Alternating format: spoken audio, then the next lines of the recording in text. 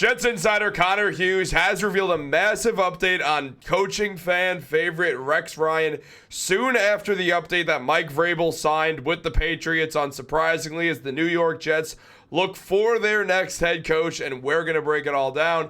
What's up, guys? Welcome back to Jets Digest. It's Chris and Matt here, and if you guys like the content, make sure to subscribe. I expected the sub graphic to be up there. There it is. 19% of viewers are subscribed to the channel right now. Let's get those numbers up. Thank you so much for 2,000 subscribers. And you know what? Matt said he didn't want to be here for this. So thank you so much, guys, for that. Matt doesn't want to thank you guys at all. That's obviously a lie. But let's jump into this. Look, so Rex Ryan, he's the fan favorite to become the Jets head coach. Not the likely favorite. And now it seems like he's just not at all going to be the head coach, as revealed by Connor Hughes. Wrong button. We're killing it, Matt. It's late at night. We're killing it. But as mentioned by Connor Hughes, Rex Ryan, I heard, is completely out. That's not going to happen with the New York Jets. I'm not surprised. Anyone who probably thought Rex Ryan was really going to be the head coach, it felt like it was something where he'd be in the running, but it didn't feel like it was going to be completely like... It just didn't feel like it was going to happen. So this is unsurprising to me. Yeah. So first of all, thank you for everyone tuning into our videos who has subscribed. Thank you guys for 2,000 subscribers. Let's keep it going. He doesn't mean Rex Ryan always seemed like a more fun candidate than a serious candidate. He got the interview because he really, really wanted one. And I guess when you have the history that he has and the pull in the industry that he has, when you really, really want something, they'll give you a chance. But it always felt like he needed to really blow the interview out of the water. He needed to really impress Woody Johnson in a way that no other candidate would. And according to Connor Hughes here, it sounds like Rex Ryan did not impress Woody Johnson enough. He is not only not the front runner to get the job, he is not even in the conversation anymore. Like we said, this isn't very surprising to us because it's just not good process to bring back a head coach who has not coached in the NFL in almost a decade, like 8 years since he stopped coaching with the Buffalo Bills.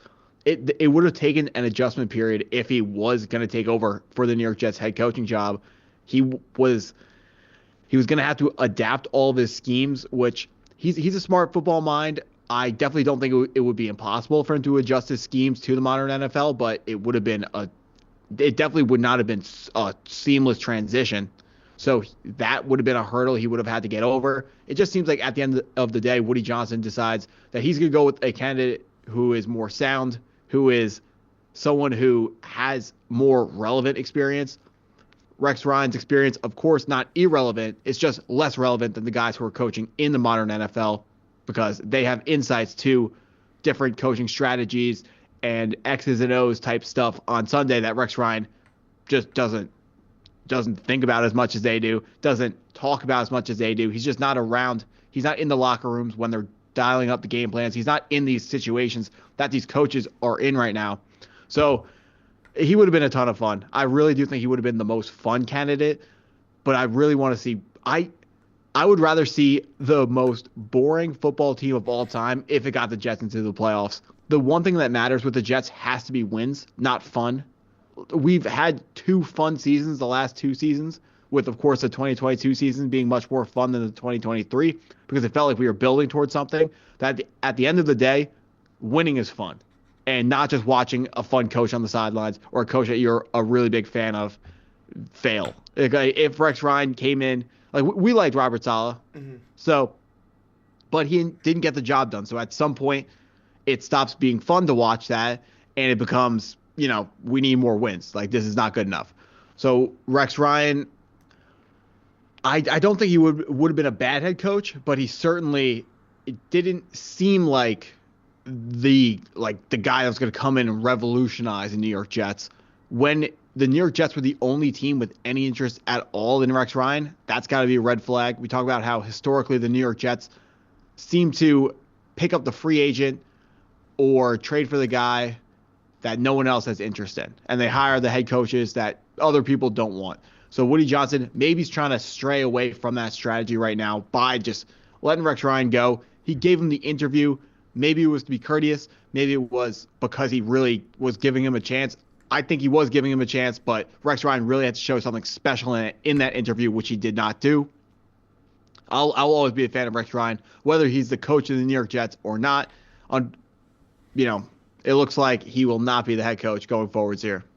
Yeah, and I mean, look, it would have been cool, like you said, if Rex Ryan did become the head coach of the Jets, but it's hard to imagine the defensive scheme was going to just instantly work and that he wasn't going to have to adjust. And I think there's a world where Rex Ryan could have became the Jets head coach again and succeeded. I don't think it's something that's impossible, but I'm not surprised, or I would have been more surprised if it did work out than if it didn't. It felt like it wasn't exactly a winning move. It felt like it could have been, and it would have been awesome, and probably Rex Ryan would have been the head coach where it was, or definitely Rex Ryan would have been the head coach where it was most fun to win with, just because his whole energy, everything about him, it would have been fun. But it's really not surprising to see this. Obviously, Mike Vrabel got the job, and Rex Ryan said, he's like, well, hopefully I'm beating him twice a year. Or not exactly that, but essentially that's what he said. And it's not too shocking to see that he's not going to be playing Mike Vrabel 2 times a year. Rex Ryan, it is a step backwards. We've seen teams do this, hire coaches that have been out for a while, and it usually doesn't end greatly. I mean, John Gruden's a special case because he was calling people some bad names. We'll leave it at that. And and honestly, looking at Rex, I think we probably would have just seen he's been out of the game too long.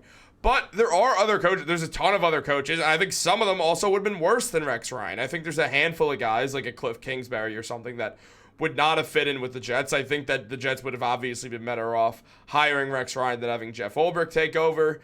But then there's the other side of it where it's just coaches that you still do look at, which it was Vrabel for a bit, but it's not going to be now, obviously. And then also, it's just a matter of me trying to remember that I didn't put in a photo of Aaron Glenn here, Matt. Yeah, so going back to who we got here, Mike Vrabel, it's pretty frustrating that, arguably the top coach in the coaching cycle this year is going to be going to our arch rivals, New England Patriots. Can't say we're surprised. Of course, as soon as Gerard Mayo was fired, everyone knew this was the next move for the Patriots. It's annoying to see him using the New York Jets as leverage, but we got to go get revenge on the football field. Got to be able to beat the Patriots this year. They got, Drake May. They're going to sign probably T. Higgins to a monster deal. Then they're going to use that top 4 pick. They're either going to trade down or take a left tackle with that pick right there. So they're going to have a revamped offense. How good does that offense look? That we're going to have to find that out. Whoever the head coach is better be able to bring this locker room together, and he better be able to get the defense back on track, because we know that we have the personnel to have an elite defense. We're going to lose DJ Reed. We're going to lose CJ Mosley. But Jamie Sherwood can fill into that CJ Mosley role. Maybe not at the same level as CJ did, but he can definitely be a great tackler and a leader for our defense going forwards. The cornerback, the vacant spot that DJ Reed is going to leave behind, that's going to be more difficult to fill. A very expensive position. Cornerbacks of DJ Reed's caliber are very expensive in free agency, which is why we're not going to be able to sign DJ Reed. He's going to be getting paid a lot of money from another team, and we have to save money to pay Sauce Gardner. So he's not going to be coming back. Option, we can get Will Johnson in the draft in the first round should he fall to us at 7. That's an option to replace DJ Reed as well. Free agents, honestly, not super up on the free agents at cornerback, but if DJ Reed is the number 1 cornerback in free agency, but anyone that's going to be a really good cornerback in free agency is going to be very expensive, so we're probably not going to be signing them either. This is a deep corner class in the draft, so there are going to be options on day 2, which is rounds 2 and 3 of the NFL draft. We could potentially find the replacement there, but all I know is that there will be no excuses for whoever the next head coach is. There will be no excuses for this defense to not be really, really good. They don't have to be top 4 or 5, but they got to be really good. I mean, they should be. There's no reason for them not to be. It feels like, obviously, they'll take a step forwards next season, even with losing DJ Reed, just because you have Jeff Ulbrich either as the defensive coordinator or not there. And it's no shade on Ulbrich, who had a good defense, but making him the head coach screwed up the defense because he could be less focused on them. Clearly, that caused problems for the Jets, whose defense took a step back. I would like them. I mean, I made a face when you mentioned Will Johnson. I just don't think he's going to end up at 7th for the Jets. I just think he'll go higher. So someone has to be there at 7. There are 5 elite players. Someone has to be there. If Shedeur Sanders and Cam Ward go in the top 5, like they're being projected by everybody, someone who shouldn't be there is going to be there. Fair. So we're not going to ask questions. We're just going to take the guy. So Will Johnson does have a chance, but I do think the Jaguars will snag him. For fun, who are the other 4? The other 4 guys, so Travis Hunter, of course, Abdul Carter, Mason Graham, and then for me, I personally have Calvin Banks as an elite guy. I really, he's the left tackle out of Texas. He is not a blue chip prospect because his arms are too short, but I think he would be a slam dunk, home run type of pick in the top, at 7 if he was there for us. Slam dunks, home runs, and talking about head coaches, Chris, did you hear Robert Saleh got interviewed for the head coaching job by the Jaguars and the Raiders? So we fire this coach 5 games into the season, and 2 other organizations are interested in picking him up. That just tells me that there's something going on, like badly behind the scenes with ownership, which is something we knew. Of course we knew that. But maybe that goes to show that maybe Robert Saleh isn't as bad of a coach as he's been made out to be by the New York media, by our owner, Woody Johnson.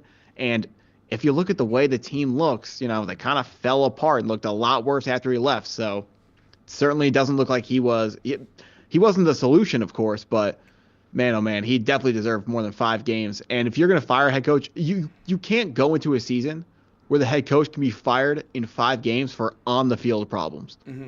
If it's off the field, that's a different story. But only 5 games, that means the leash was too short, and he should have gotten fired before the season started. So I was kind of surprised that he ever got back for this season. Like, I really did expect him to get fired over the last NFL offseason and not make it back. The fact that he got through last offseason when they could have fired him. Again, he's not the world's worst coach. I didn't think he was a great coach. Like you, he wasn't the solution, but it's hard to say he was the problem, especially when you're just going to hire someone in Jeff Ulbrich who's literally never been an NFL head coach before. Like, that whole thing made no sense. I'm happy that Saleh's getting interviews. I hope he gets another job. That'd be really cool if he did. Obviously, it sounds like the 49ers are interested in him. So as a DC, not a head coach. No, correct. I know. But he was just in case anyone watching the video didn't. No, fair. But yeah, honestly, I think Saleh deserves interviews. I think you could really look at that time and think, look, obviously there's that, the Jets are going to be the Jets. They're always a mess. But the Jets this season was just such a train wreck in any way possible, where it's, yes, Saleh got fired, but they were 2-3 when he got fired. They were a game out of first place. Aaron Rodgers was still coming off an injury, trying to readjust. His season got better as time went on. Devontae Adams ended up on the Jets 2 weeks later. Like, it felt like a situation where you could kind of look at Saleh and not see him as damaged goods because the season that he got fired in, so much other just straight up strange things were going on with the New York Jets. It was truly the weirdest year I've ever seen as a Jets fan. Obviously the worst as well. Like most of us have said, this most demoralizing one. But this was 100% the weirdest season. And I don't think Saleh should get a ton of blame for that, even if I don't think he's the world's greatest coach as well. The problem is, long-term problem for the Jets is the strangeness. It doesn't come out of nowhere. It's not a curse. It all leads right back to Woody Johnson. Yeah. Everything we're seeing in the past, it makes you think. I remember telling you over the summer, I was like, I don't know, it's almost as if the owner is doing this. And then 2 months later, there's a report that the owner is doing exactly that thing. And then something like that happens again. And then we've had 2 separate events where there's been crazy reports of the owner just letting way too much go. Like when his son is giving speeches in the locker room and letting his female friends into the locker room, and Woody Johnson just, oh man, there's honestly too much. It's not even that pertinent to this video, and there's just way too much bad to talk about Woody Johnson. So I'll save that for a different video, Chris. Yeah, I mean, I think most fans know the deal with it now, but whatever. It seems like he's trying to do the right thing here. If he wanted to make the wrong move, hiring Rex Ryan. If he wants to do the right thing, he can do the right thing and sell the team. well, that's not going to happen. I'm talking right thing within realism of he's still looking at guys who could be effective head coaches and not just making the big splash and hiring Ryan, which is a good sign in my opinion. Still, they could screw this hiring up. They could hit it out of the park. Frankly, we'll give our opinions, but it's going to be impossible to tell until like 2 or 3 years later, like with everything else. But guys, let us know what you think down below. Like this video, subscribe, turn on post notifications. I was clearly on my A game, Matt. I was just so sharp with it today. Guys, have a great day and go Jets.